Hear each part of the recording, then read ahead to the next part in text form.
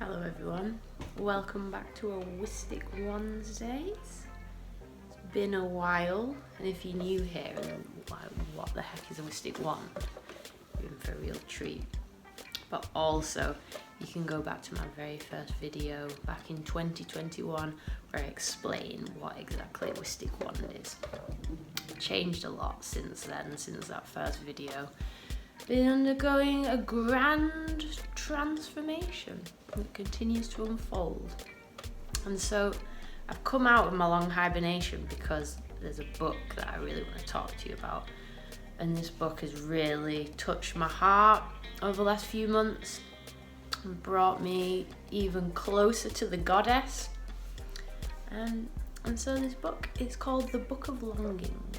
And I'm very excited to talk about it with you.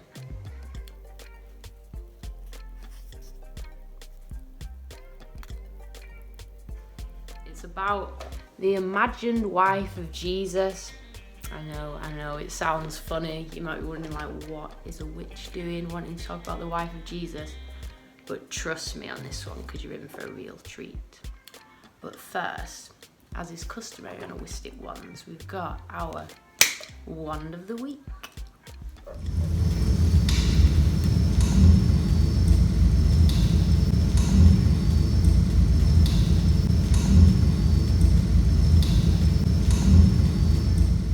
So our Wand of the Week this week is this fine specimen here. Very big, been decorated. Ooh, fine specimen, too big to even put on camera.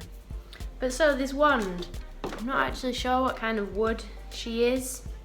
Found her while I was hanging out at my favourite hawthorn tree in the neighbourhood.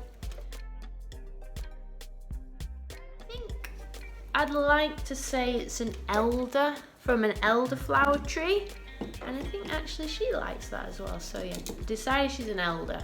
Any carpenters or tree wizards who would think otherwise, please correct me if I'm wrong, but we've decided she's an elder. Also, not quite sure what she does yet. You know, I have a lot of different wands and they all have some sort of story or some kind of power that they have. Those are the ones, they didn't want to be on camera today. This one's time.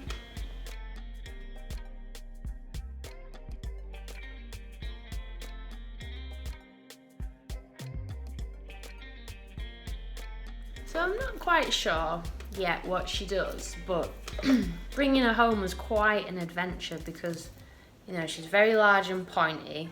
It's kind of hard to be discreet walking around with a big pointy stick. And I live just above this trendy wine bar. Everyone's always out there drinking their wine. Had to walk past with this stick. And so, you know, there was stoned, windswept. I'd just been at my favourite hawthorn tree, probably weeping because I've been reading this book that I'm about to talk to you about. And so on this journey home, I learnt that the best way to carry a big pointy stick is to do so joyously with a big smile on your face.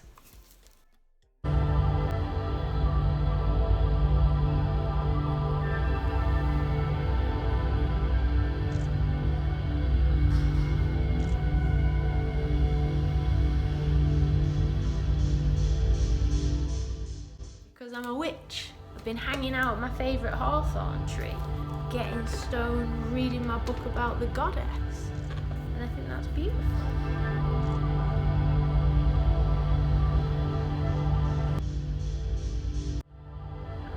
Yeah, it makes me think of this little mantra that came to me a few months ago that I've been saying to myself, you know, whenever I feel a little bit stoned or a little bit self-conscious or a bit like I don't fit in.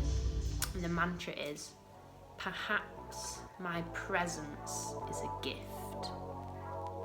So whenever I'm feeling a bit shy or I want to ask someone a question I think might be stupid, or I want to chat to someone but I'm not quite sure, or I'm sat in the park with my butt in the air for everyone to see, just remind myself, yeah, perhaps my presence is a gift.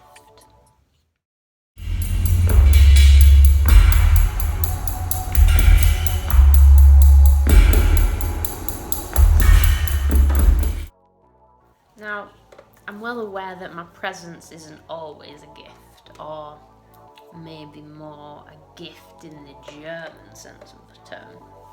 And, you know, I'm aware also that I shouldn't always take up space, you know, I don't always need to be in the centre with my big pointy stick. But it is a nice reminder that as a witch, we don't always need to be in the shadows. We can be going around our neighbourhood, past the wine bar with our big pointy sticks.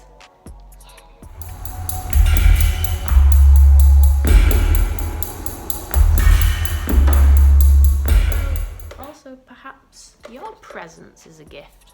I mean, I know I'm certainly grateful to have you listening to my video about my big pointy stick. So yeah, I'm really grateful and thanks for being here. And thank you, Wand of the Week. Maybe the journey was what you are supposed to teach me. Okay, so now let's get on to the Book of Longings.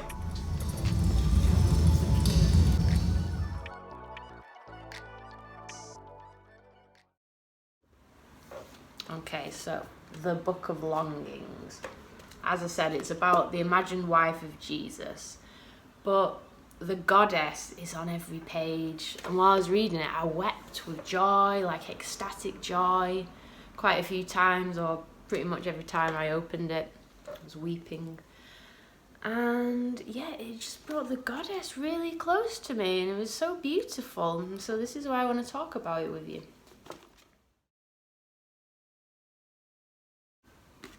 So it's about a young woman called Anna, the wife of Jesus.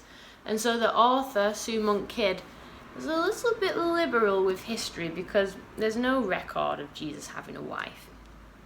However, historically, women, especially important women, have been erased and rendered invisible in a lot of like important historical narratives, and this is a theme that this book deals with. So yeah, the author is imagining if Jesus had a wife, who would she be? What would she get up to?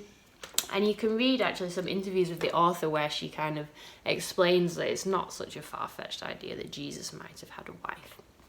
So that's the setting of the book. Yeah, so I picked up this book from the library. It's in the Berlin Library if you're interested.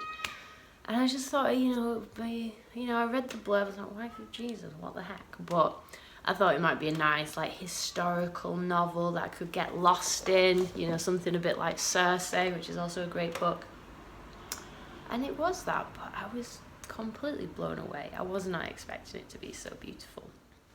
Now, I don't want to go into too much detail about the actual story itself because you all should read it. So yeah, the book is about Anna, the imagined wife of Jesus, who is this young, fiery, outspoken woman who can read and write, which was pretty rare in those days and also often frowned upon. And yeah, so of course it's taking place in the Jesus time, so it paints this really like vivid picture of these days of like Herod Antipas, I think that's how you say it, and the Roman occupation, and really brings this whole time to really to life and helps to imagine the actual existing living people of the Jesus times, because figures from the Bible have kind of become mythologized and seem unreal, so yeah, it really brings them to life. And so Anna is visited by her aunt Hjalta, who is a real wise woman and quite a character.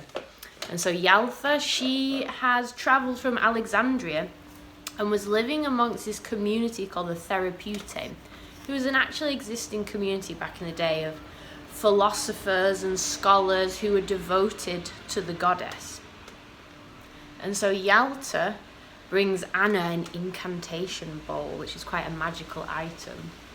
Sounds like a storm is coming, a thunderous storm. Hang on. Yeah, so the story starts with wise, cheeky Aunt Hjalta bringing Anna the incantation bowl. And so this incantation bowl, something that she brought, like it's a tradition from the 𝕎𝕐𝕊𝕋𝕀𝕂, all these philosophers dedicated to Sophia, the goddess. But so what she is supposed to do is to write in the bowl her most secret prayer or wish. and then draw an image of herself in the centre. And what I found interesting to be reminded of, that back in those days, it was forbidden to make a graven image. Like, can you imagine not being able to like draw a picture of yourself or anyone? So I found that quite interesting. And the prayer she writes is really beautiful, and if you don't mind, I'm going to share it with you, but if you don't want to get a spoiler, just put your fingers in your ears. So, page 13. The prayer of Anna. Bless the largeness inside me, no matter how I fear it. Bless my reed pens and my inks. Bless the words I write. May they be beautiful in your sight. May they be visible to eyes not yet born. When I am dust, sing these words over my bones. She was a voice. This prayer keeps coming back. Like, I finished this book about a month ago. I meant to make this video also about a month ago during the thunder moon, but I didn't do it. But these words have stayed with me. She was a voice. Beautiful. So, the story begins with this incantation ball, and the story unfolds. There's all kind of challenges. She gets betrothed. There's, you know, I'm not going to go into the details. It's just like a great story. But the thing of this story that really touched my heart and got me like weeping, so happy. So the reason was, and I don't think it's a spoiler because it is in the epigraph, which I didn't actually notice until after the fact of discovering. So in this story, you know, kind of liberal with history, but Anna writes in the story, a thunder perfect mind. Oh my goddess. Oh my goddess.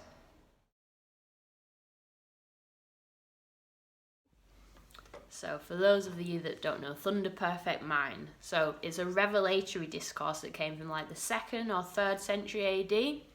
First person narrative narrated by a female from the perspective of the goddess.